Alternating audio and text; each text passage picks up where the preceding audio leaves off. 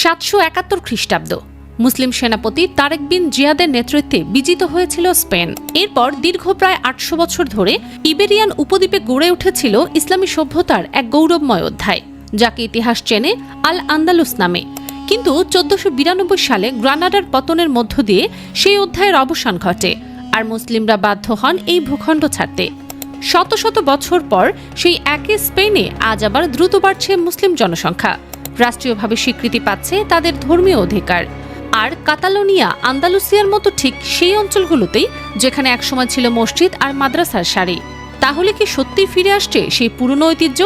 ইতিহাস কি নিজেকে নতুন রূপে রিপিট করছে, নাকি এটা নিছক কাকতালীয়তা? আজকের ভিডিওতে থাকছে এই প্রশ্নের উত্তর খোঁজার চেষ্টা। জনসংখ্যার পরিবর্তন থেকে শুরু করে রাষ্ট্রীয় নীতি, মুসলিমদের দৈনন্দিন জীবন আর ফুটবল মাঠের এক তরুণ তারকার গল্প পর্যন্ত ভিডিওটা শেষ পর্যন্ত দেখুন, কারণ শেষে এমন একটা মিল পাবেন যা আপনাকে ভাবতে বাধ্য করবে।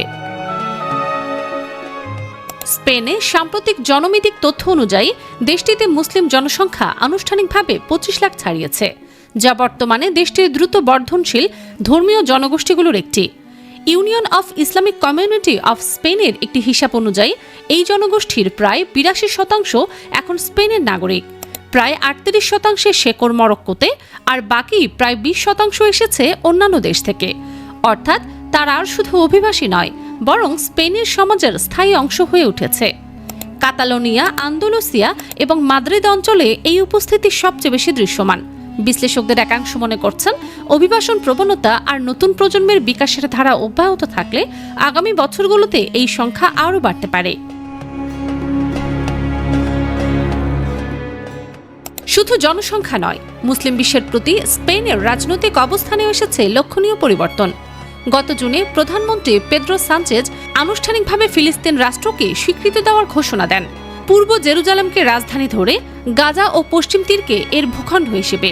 তিনি একে ঐতিহাসিক সিদ্ধান্ত বলে অভিহিত করেন, যার লক্ষ্য ইসরায়েলি ফিলিস্তিনি ন্যায়ভিত্তিক শান্তি প্রতিষ্ঠা। এর আগেই অবশ্য স্পেন আরেকটি বড় পদক্ষেপ নিয়েছিল। আন্তর্জাতিক আদালতে আইজিসিতে দক্ষিণ আফ্রিকার দায়ের করা গণহত্যা মামলায় ইসরায়েলের বিরুদ্ধে আনুষ্ঠানিকভাবে যোগ দেয় স্পেন। আর এই পদক্ষেপ নেয়া প্রথম ইউরোপীয় ইউনিয়নভুক্ত দেশ ছিল তারাই। এরপর যুদ্ধ বিধ্বস্ত গাজা থেকে গুরুতর অসুস্থ ও আহত 20 শিশু সহ মোট 100 ফিলিস্তিনিকে চিকিৎসার জন্য নিজ দেশে নিয়ে যায় স্পেন, যা দেশটির ষষ্ঠ মেডিকেল ইভাকুয়েশন কর্মসূচি। স্পেনের প্রধানমন্ত্রী মনিকা গার্সিয়া বলেছিলেন, যুদ্ধের বিভীষিকা থেকে আসা এই শিশুরা এখন স্পেনের হাসপাতালে প্রয়োজনীয় চিকিৎসা পাবে। যুদ্ধ শুরুর পর থেকেই স্পেন ইসরায়েলের বিরুদ্ধে সমালোচনামূলক অবস্থান ধরে রেখেছে। তেল আবিব থেকে রাষ্ট্রদূত প্রত্যাহার করেছে, এমনকি ইইউ ইসরায়েল অ্যাসোসিয়েশন চুক্তি স্থগিতের আহ্বানও জানিয়েছে। শুধু রাজনৈতিক সহানুভূতিই নয়, স্পেনের রাষ্ট্র ব্যবস্থায় মুসলিমদের জন্য প্রাতিষ্ঠানিক স্বীকৃতিও দীর্ঘদিনের। 1992 সালে Spain Sarkar Islamic commission of স্পেনের সঙ্গে একটি সহযোগিতা চুক্তির স্বাক্ষর করে, যার মাধ্যমে ক্যাথলিক ধর্মের পাশাপাশি ইসলামকেও আনুষ্ঠানিক স্বীকৃতি দেয়া হয়। এই চুক্তির আওতায় মুসলিমদের ধর্মীয় বিবাহ নিবন্ধনের অধিকার, মসজিদ নির্মাণে কর ছাড়, স্কুলে ইসলাম ধর্ম শিক্ষার সুযোগ এবং হালাল খাদ্যের স্বীকৃতির মতো একাধিক অধিকার নিশ্চিত করা হয়। এরই ধারাবাহিকতায় দেশ জুড়ে মসজিদ ও নামাজের স্থান বেড়েছে চোখে পড়ার মতো। স্পেনের ধর্মীয় বহুত্ববাদ পর্যবেক্ষণ কেন্দ্রের তথ্য অনুযায়ী সারা দেশে বর্তমানে 1,500-এর বেশি মসজিদ ও নামাজের স্থান নিবন্ধিত রয়েছে, যার সবচেয়ে বেশি ঘনত্ব কাতালোনিয়া অঞ্চলে। তবে বড় শহরের বাইরে এখনও অনেক জায়গায় নামাজের সুব্যবস্থা পাওয়া কঠিন বলে জানা যায়, যা নিয়ে স্থানীয় মুসলিম সংগঠনগুলো নিয়মিত সরকারের কাছে দাবি জানিয়ে আসছে। তাহলে বাস্তবে স্পেনের মুসলিমরা ঠিক কেমন আছেন, কি কি সুযোগ সুবিধা পাচ্ছেন তারা? সাম্প্রতিক এক বড় সিদ্ধান্তে স্পেন সরকার প্রায় 5 লাখ অনিয়মিত অভিবাসীকে বৈধতা দেওয়ার উদ্যোগ নিয়েছে, যাদের একটি উল্লেখযোগ্য অংশ মুসলিম প্রধান দেশ থেকে আসা। এই নিয়মিতকরণ প্রক্রিয়ার আওতায় যারা আবেদন করবেন তারা প্রাথমিকভাবে 1 বছর মেয়াদী বসবাসের অনুমতি পাবেন, বৈধভাবে কাজ করার সুযোগ পাবেন, আর সঙ্গে পাবেন স্বাস্থ্য সেবা সহ মৌলিক নাগরিক অধিকার। পোদেমোস দলের এক ইউরোপীয় পার্লামেন্ট সদস্য এই উদ্যোগ নিয়ে বলেছিলেন, ভয়ের মধ্যে বসবাস করা মানুষদের অধিকার দিয়েই জবাব দিতে হয় বৈষম্যের। এছাড়া 1992 সালের সেই চুক্তির সুবাদে মুসলিমরা এখন স্কুলের সন্তানদের জন্য ইসলাম ধর্ম শিক্ষার সুযোগ পান, ধর্মীয় বিবাহ বন্ধন করাতে পারেন, হালাল খাদ্য সহজলভ্য, আর মসজিদ নির্মাণেও রাষ্ট্রীয় সহযোগিতা মেলে। কাজের বাজারেও মুসলিম অভিবাসীদের একটি বড় অংশ কৃষি, নির্মাণ আর সেবা খাতে যুক্ত হয়ে স্পেনের অর্থনীতিতে ভূমিকা রাখছেন। তবে পুরো ছবিটা কিন্তু একরকম নয়। বড় শহরের বাইরে নামাজের জায়গার সংকট আছে যেমন, তেমনি কর্মক্ষেত্রে বৈষম্য আর সামাজিক গ্রহণযোগ্যতা নিয়েও মুসলিম কমিউনিটির অনেকেই প্রশ্ন তোলেন। অর্থাৎ সুযোগ বাড়লেও সবটা এখনো মিশ্রণ নয়, বরং একটি চলমান পরিবর্তনের মধ্য দিয়ে যাচ্ছে স্পেনের মুসলিম সমাজ।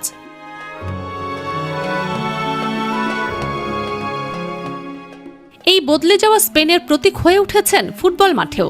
লামিন ইয়ামালের বাবা মরক্কোর একজন মুসলিম নাগরিক, মা এসেছেন ইকুয়েটোরিয়াল গিনি থেকে। জন্মসূত্রে মুসলিম পরিচয় পাওয়া ইয়ামালকে তার দাদি নিজ হাতে ইসলামী রীতিতে বড় করেছেন। মাঠে নামার আগে যে দোয়া তিনি পড়েন সেটাও শিখিয়েছেন তার দাদি।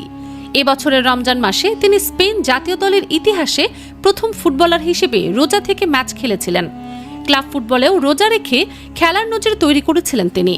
ক্লাবের মেডিকেল বিভাগ তার জন্য বিশেষ সেহরি ইফতার মেনু ঠিক করে দিয়েছিল। উল্লেখ্য, ইয়ামালে স্পেন জাতীয় দলে খেলা একমাত্র মুসলিম ফুটবলার নন। আদামা ট্রাওরে, আনসু ফাতি এবং মুনির এল হাদ্দাদির মতো খেলোয়াড়রাও ইসলাম ধর্মাবলম্বী। এবার আসা যাক ফুটবল মাঠের সবচেয়ে বড় খবরে। 2026 ফিফা বিশ্বকাপের সেমিফাইনালে ফ্রান্সকে হারিয়ে স্পেন এখন বিশ্বকাপের ফাইনালে। আর এই দলের অন্যতম প্রাণভোমরা এই ইয়ামালি। বিশ্বকাপের সবচেয়ে বড় মঞ্চে গোটা বিশ্ব এখন তাকিয়ে আছে এই তরুণের দিকে, যে একই সঙ্গে বহন করছে স্পেনের জার্সি আর নিজের মুসলিম পরিচয়। তার এই উত্থান অনেকের কাছে প্রতীকী। একটা বার্সেলোনার রাস্তা থেকে উঠে আসা এই কিশোর আজ প্রতিনিধিত্ব করছে সেই স্পেনের, যেখানে ভিন্ন সংস্কৃতি আর ভিন্ন পটভূমির মানুষ ক্রমেই জাতীয় পরিচয়ের অংশ হয়ে উঠছে। এই প্রেক্ষাপটে ফিরে তাকানো যাক ইতিহাসের দিকে। 771 খ্রিস্টাব্দে মুসলিম সেনাপতি তারেক বিন জিয়াদের নেতৃত্বে স্পেন বিজিত হয়। তারপর 1492 সাল পর্যন্ত দীর্ঘ প্রায় 782 বছর ধরে ইবেরিয়ান উপদ্বীপের বড় অংশ শাসন করেন মুসলিম শাসকরা।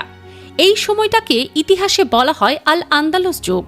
ইতিহাসবিদদের মতে 10ম শতাব্দী নাগাদ স্থানীয় জনসংখ্যার একটি বড় অংশ স্বেচ্ছায় ইসলাম গ্রহণ করার পর আল আন্দালুসে মুসলিমরা সংখ্যাগরিষ্ঠ হয়ে ওঠে।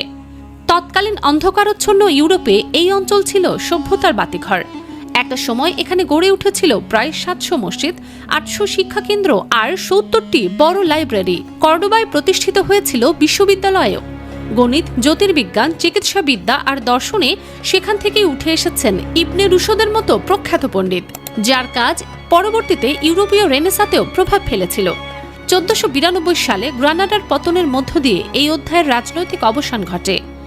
এরপর আল হামরা ডিগ্রির মাধ্যমে জোরপূর্বক ধর্মান্তর শুরু হয়। 17 দশকের গোড়ার দিকে প্রায় 5 লাখ মরিস্কো ধর্মান্তরিত মুসলিম বংশোদ্ভূত জনগোষ্ঠীকে স্পেন থেকে বহিষ্কার করা হয়।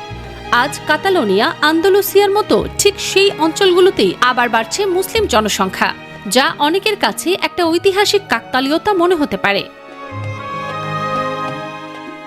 ইতিহাস আর বর্তমানের এই মিল সত্যি ভাবনার খোরাক যোগায়। 800 বছর আগে যে ভূখণ্ডে ইসলামী সভ্যতা বিকশিত হয়েছিল, সেখানেই আজ আবার বাড়ছে মুসলিম উপস্থিতি। রাষ্ট্রীয়ভাবে স্বীকৃতি পাচ্ছে তাদের ধর্মীয় অধিকার, আর বিশ্বকাপের ফাইনালে সেই স্পেনেরই প্রতিনিধিত্ব করছেন একজন মুসলিম বংশোদ্ভূত তরুণ তারকা। ইতিহাস কি সত্যি ফিরে আসছে নতুন রূপে, নাকি এটা নিছক কাকতালীয়তা? এই প্রশ্নের উত্তর সময় দেবে। আপনার কি মনে হয়? কমেন্টে জানান।